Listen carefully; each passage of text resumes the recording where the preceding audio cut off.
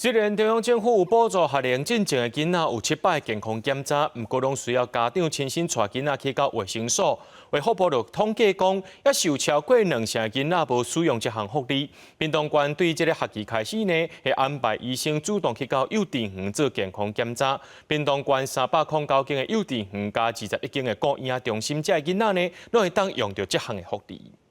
来，对啊，发出啊的声音啊，好。对，390，答对了。医生甲护理师详细替囡仔检查，确定囡仔的喙齿甲目睭敢有问题。目前7岁正正的囡仔拢有700免费的健康检查，包括动作甲语言表达的发展。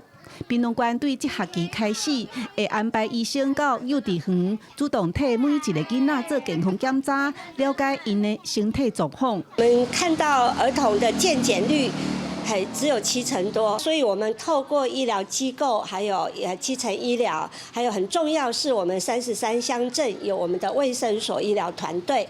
那我想，就是儿童的健康是非常重要，所以我们会把资源跟人力的部分来做投入。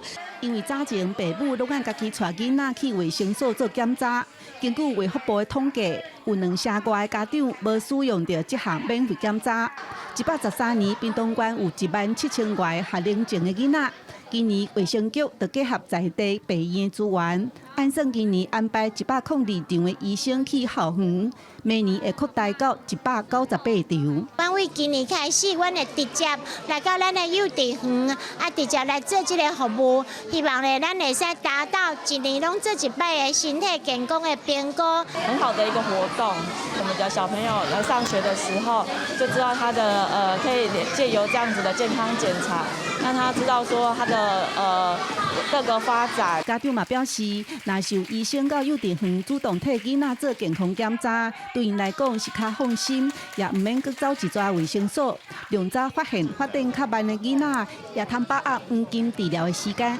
记者邱昭荣，屏东报道。